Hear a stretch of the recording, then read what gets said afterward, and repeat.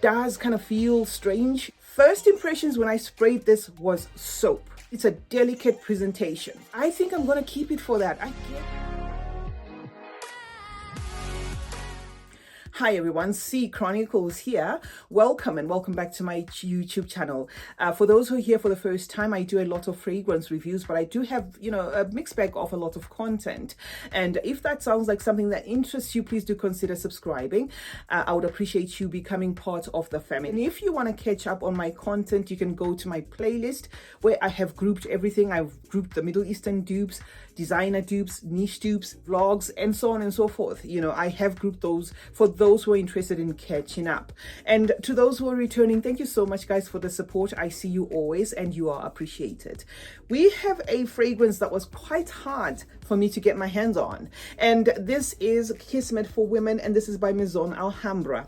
When I got the Kismet for men last year or the year before, I think it was the year before, a lot of you guys wanted me to get this. Now I don't know what happened with Maison Alhambra, whether they discontinued it and then thought, okay, let us bring it back. I don't know, but this fragrance was just hard to find.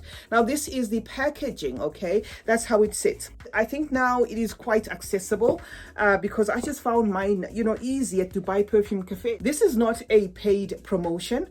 I purchased this fragrance. I am going to spray it. I think I'm going to spray it on the inner parts, on the outer part of my hand. For those who are interested in seeing the atomizer, that is the atomizer. Okay, that's a lot there. It has apricot at the top, rose and jasmine, and these are at the top, and then it's followed by a mid of tuberose and narcissus, and then a base of amber and cedar. So that is the note composition, and I must say I do get apricot here at the top, but it's subtle, it's powdery, it's musky. This is a subtle white floral that a non-floral lover may possibly like. However, it is very soapy, shampooy in nature, but it is a fragrance that if you give a chance, you may turn to understand this. And I think what these guys have done is, even with the Kismet for men, I'll bring it here and compare the two.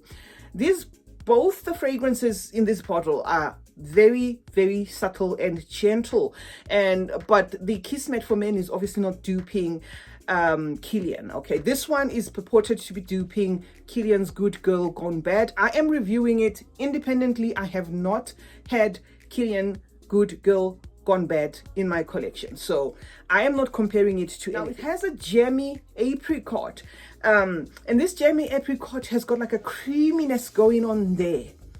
There is something here that feels a bit lemony. I think the rose comes across as lemony because there is no lemon or bergamot or leaf in that family. I'm gonna have to say maybe it's a lemony rose that I get here.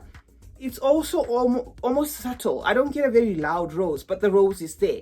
The tuberose then enters into the mix, obviously, and then it just becomes like a competition of white florals, because there's a jasmine here, and then the tuberose there, and then the narcissus. So it then becomes overshadowed. Now, this rose for some may then disappear at this point, but I'm gonna say I keep smelling the rose.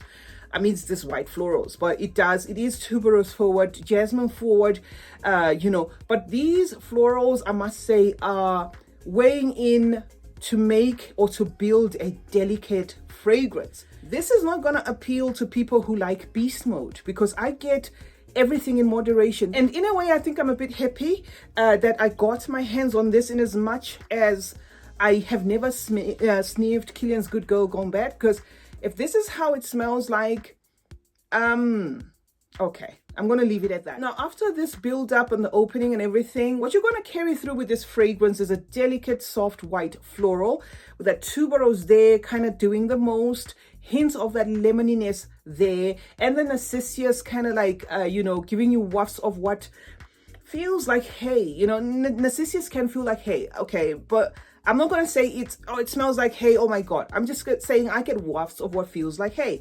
And the other thing I liked about this fragrance, weirdly enough, and this has nothing to do with a Good Girl Gone Bad, is in the 2-hour mark of this fragrance, I get wafts of a lemoniness that I get in Gypsy Water, in Byredo's Gypsy Water. In all honesty, there's just something there, you know, that made, and that was the deciding point that I'm going to keep this, because going with the opening and then how it turns out, how it then dries down, it's easy for somebody to say, I'm not going to keep this. Okay, but I think I'm going to keep it for that. I get wafts of what I get in Gypsy Water, the subtleness there that I like. Okay, and it's not something that I can, you know, necessarily explain, but that is what I get. I also get like a resinous feel that gives it like a cozy, warm, the presentation is cozy and warm at the same time. So this is not going to be like,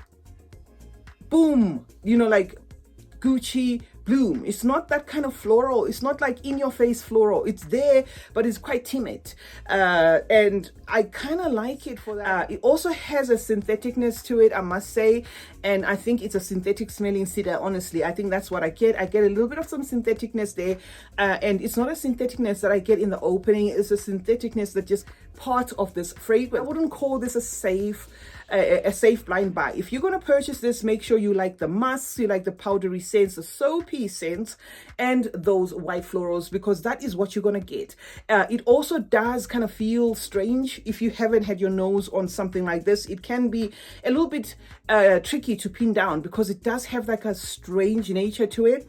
It's not like you know, like an obvious, oh, this is what it is. It just has like a strange feel to it. Also does have a unisex appeal to it as well. I can see men wearing this. However, I think maybe 40%, not necessarily, you know, like the majority of the men kind of getting this kind of scent profile. I don't think so.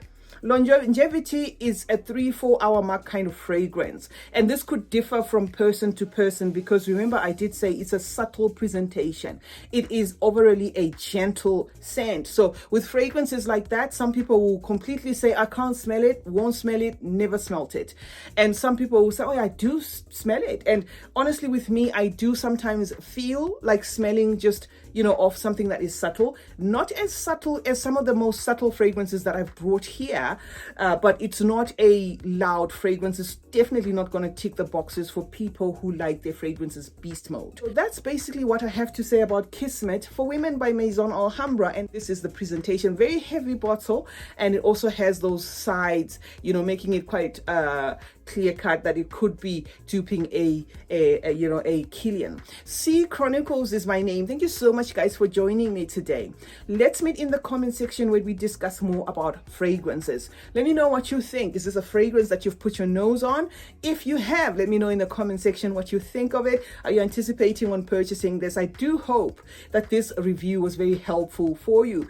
Turn on post notifications, guys. That way you will be notified anytime I upload a video. Like and share this video. And remember, that smelling good is a form of good manners. Cheers.